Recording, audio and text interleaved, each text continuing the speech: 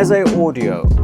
We're reviewing you today, the 99 Classics. Surely it must be your 10th anniversary. No, not yet. How about this one? Are we reviewing you today? Meze 105 Air. Nope, not this one either.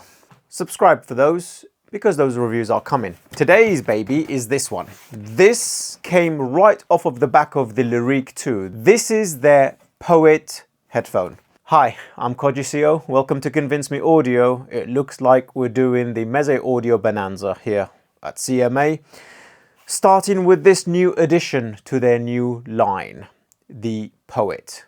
The counterpart, the open back to the planar $2,000 headphone. Let's begin. First and foremost, a very special thank you to Antonio Meze and the team for sending this unit and the others in for review and assessment. We deeply appreciate it. The Meze Poet is a smaller portable slash office slash headphone that they've just come out with. There is a change here already, as you can see. This box, compared to even their 99 Classics, seems like it's taken a significant drop in quality. This is the sort of thing you throw away after the first go. And here is the reason why, if I judge it correctly.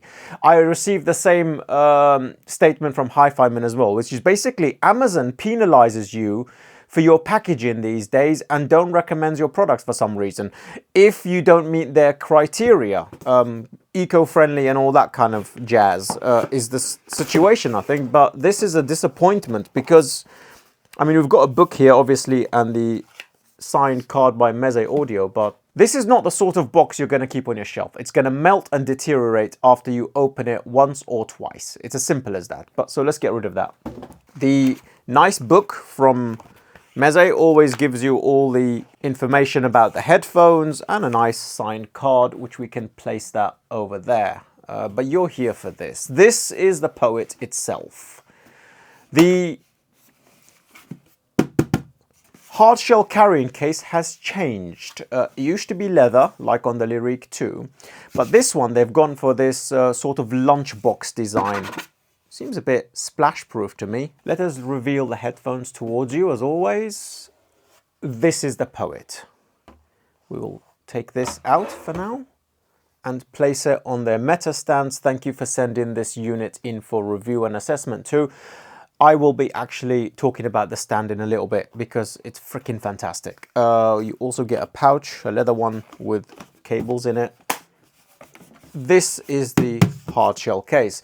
A bit more bulky and a little bit more difficult actually putting that into your rucksack, to be honest with you. Inside the faux leather pouch, this is their flagship braided cable, single-ended, 6.3 jack, and the headphone connection has changed. It's the 3.5. Fantastic stuff. This looks like a very, very long cable. Let us have a look.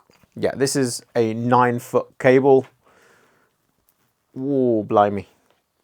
Yeah, this is a very, very long cable. This is extremely good for CMA because, as you can see, most of our units are in racks. So I can connect this to the AIC10 Riviera by my feet, which is being fed by the WaveDream Signature. I am testing that for Jez right now. Very nice cable. These are the headphones themselves. Let's have a look. Taking its design cues from the LIRIC and LIRIC 2, we have the same similar shape. Long, narrow, and the headband leather construction seems the same to me, with a flared comfort patented design. I mean, look at the engineering of this. Just even looking at the screws, the way they're fitted into the actual spring steel is spectacular. But this is a departure from tradition. This reminds me very, very much of the DCA line of headphones, the Stealth, for example, and the Expanse. This spring steel is splayed like a Meze, but feels like a DCA. Very comfortable. This headphone weighs 405 grams and it carries itself like a 330 gram headphone. As we shimmy our way down the frame, we got a very smooth action for the adjustment. We've got front and back tilting is spring loaded, and then obviously a 180 to 380 degree swivel. I wish this swap stopped here, and I wish this stopped here, because this swivel I honestly don't like on most headphones, but yeah, just a little minor gripe. Extremely light. The chassis is built out of enforced fiberglass polymer, great. And inside is where the exciting things are happening. First of all, the pads are magnetic and very simplistic. Unlike the original LIRIC, thank you for that, it's very much appreciated. Going to the bottom of the headphones, we have 3.5 entries with a tiny channel, which fits most custom cables without any problems. I don't think you're gonna need it because, I mean, just have a look. These are the Meze cables. They're absolutely gorgeous. This one's a shorter one, balanced 4.4 to 3.5 that I use with a portable gear. Okay, here we go. Some passive isolation, though it's an open back, but not quite a semi-open back design. I would say more of a quarter, because you do get some isolation. Like I am talking now and I felt as though my voice dropped by about 5 to 8 dB. Let's talk about the specifications of this headphone. This is taking cues, not only in its design, like from the LIRIC, but in its construction of the driver type from the Meze Empyrean 2 and Empyrean Elite, their super flagship headphones in the $4,000 category. This is using the MZ6 driver from the ISO Dynamic Hybrid Array, 55 ohm, 101 dB sensitivity. Full specifications scrolling down the screen for you. Construction, immaculate. Comfort, it's a Meze. Let's talk about the sound.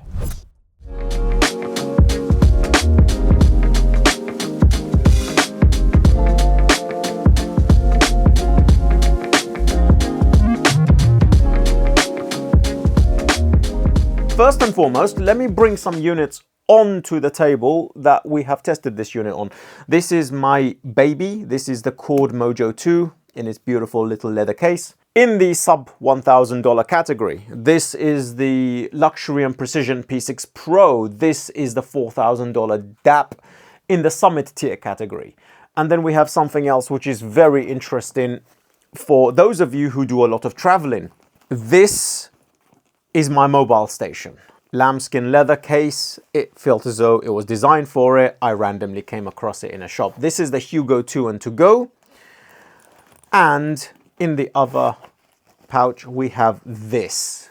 Reviews for these are on the way. This is the Luxury and Precision EA4 hybrid design amplifier. It's very much reminiscent of the AIC10 Riviera in its topology. It's a fascinating, interesting mobile device that you would take on conferences or hi-fi shows with yourself for testing equipment, etc. This one's a beast, $7,000.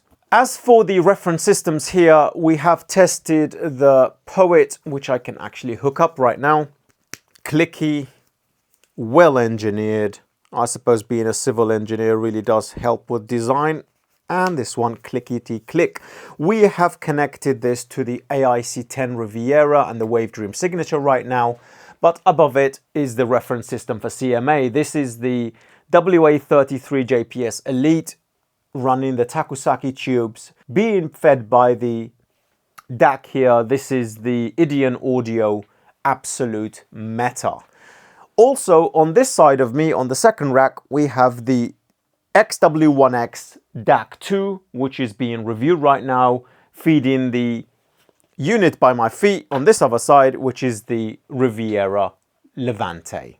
For the cheaper category stuff, I have tested this with the Top-In DX9 review here, with the S17 Pro EVO from AUNE, wonderful device, being fed by the Cyan 2 review here, and finally the new unit that has just come in, the Alpha Pro, tiny little AIO, around the $250 category. Audiovana, Roon, FLAC files, Apple Music is the usual testing methods here at CMA, and also being fed by the server, the IDEON Audio Stream.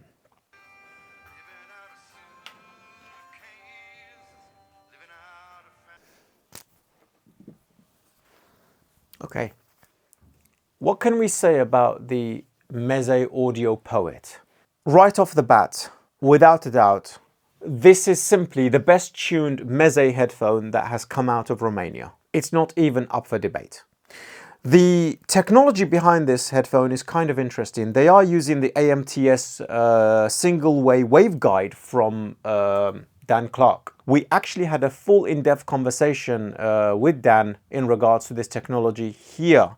Munich High-End 2025. I recommend checking that video out after this one to understand the construction and the design behind this really ingenious waveguide. The waveguide sits between your eardrum and the driver itself. It's like a lattice work. Imagine a rectangle having shutters throughout the entire fascia of the unit. Now, these can be opened or closed depending on how you want to tune the headphones. To curb bass, to increase treble, to tune and fine-tune the resonances, etc., specifically for the driver inside the headphones you're using. It's a very, very, very ingenious design, and it actually seems to do some amazing things with the Renaro ISO dynamic hybrid array here. I think it's been implemented extremely well. This headphone is neutral. Its frequency response adheres to the Mothaus tungsten by quite a bit, and incidentally sounds nothing like it. I found that quite baffling. I saw some measurements taken by some of the boys online, and they do seem to measure quite closely. I don't hear it myself. Maybe some of you do. Put it in the comment section and let me know if that's the case for you. But it is a neutral, and not a neutral dark or bright, but a balanced neutral to my ears. Though we do get some nice air up top, 11K and above, so it gives the headphone the perception of airiness and space. Going to the other end of the spectrum, the sub bass and the mid bass knocks on this headphone. It's very articulate, it's very tonally dense, and it digs low. This headphone tends to change its frequency response somewhat by using hybrid tube amplifiers and tube amplifiers versus solid state or a low impedance amplifier as well. So for example, when we use the P6 Pro, this incidentally, is that a CMA card? No, I think it might be an IFI thing. Incidentally, this drives the Poet better than a lot of headphone setups sub $5,000, if not higher. This is a very easy to drive headphone. It's an all genre headphone.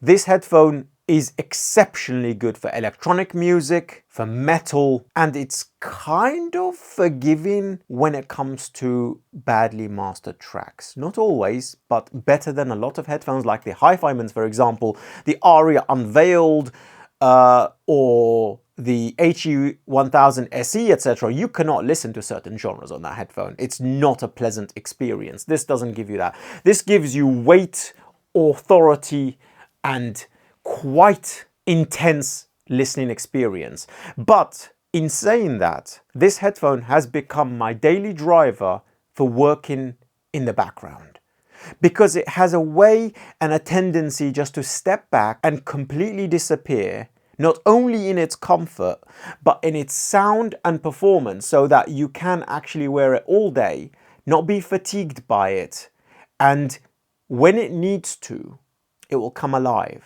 Vocals are texturally rich, front and center. I would say stages intimate to out there, to good.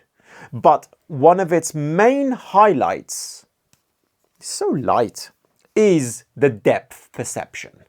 I think it seriously gives this little baby here on the wall, let me grab it, this one, the Diana DZ, a run for its money when it comes to depth and when it comes to being driven properly. I'm not talking about driving it on, where are you?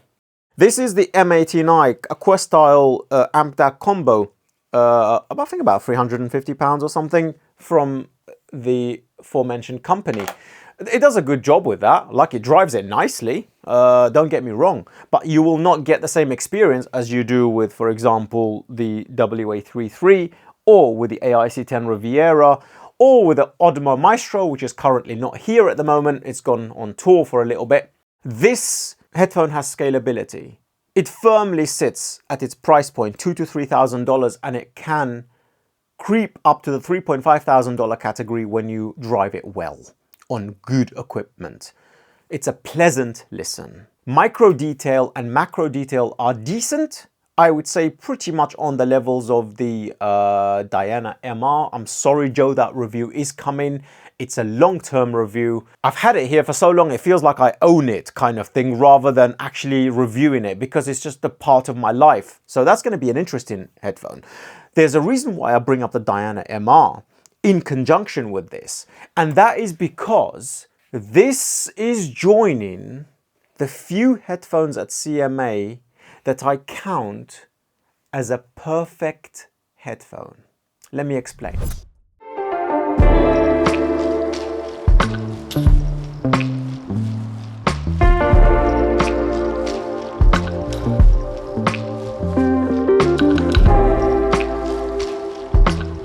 A perfect headphone does not state it has the highest resolution of any headphone on the planet. This one, for example, the Imanes. Or it has the best bass response of any headphone in existence, the Imanes. Or it has the biggest stage of any headphone, like the Shangri-La Senior, or resolution, like the aforementioned headphone. No. I mean, this is stating that it says what it is on the tin. Those headphones such as that is being run on a 250,000 system. That's a 2-channel system on your ears. That's not a headphone. Sasvaras, you guys know the pain we have gone through reviewing that headphone and the amount of amplifiers and DACs. No, this is a headphone. It's for those of you who just want what the namesake is. Excellent resolution, excellent performance, not limited to a specific genre. It's very comfortable and all-day wearing. It's light. Most importantly, aesthetically, it looks beautiful and it can be driven with anything. Yes, it will scale up. Yes, there are more to be had from the driver, but this, without a doubt, goes up there with the other big boys that are called the perfect headphone at CMA. Focal Utopia 2022. I don't know if your review is out yet. Diana MR. Your review hasn't even been shot yet. Binom ER. And now the Meze Audio Poet. Number 4 of 5, not 4th in ranking, of the best headphones that are classified as the best headphone in the world, stating what it is in the tin. It's a headphone. It is poetry in motion, a musical experience, an easy listen, work, home, or in the park. It can be driven from a Amp-dac combo, $300, $400, to a $4,000 DAP, to a 250,000 system. Take your pick. There aren't many of those headphones around. Well done, Meze. I think there was a little wobble where LIRIC 2 was concerned. I do highly recommend using this AMTS waveguide to fix LIRIC 3, because I think you guys could do something wonderful with that. I think it will curb most of the issues we had with that headphone in the upper treble region. Mid-range was spectacular, bass was outstanding, just a minor tweak. This is more comfortable, by the way. I think that wood design was a little bit heavy on the LIRIC 2. This is a very good headphone. I highly recommend it. Build quality, 5 tigers out of 5. Sound quality, 4 tigers out of 5. Comfort, 5 tigers out of 5.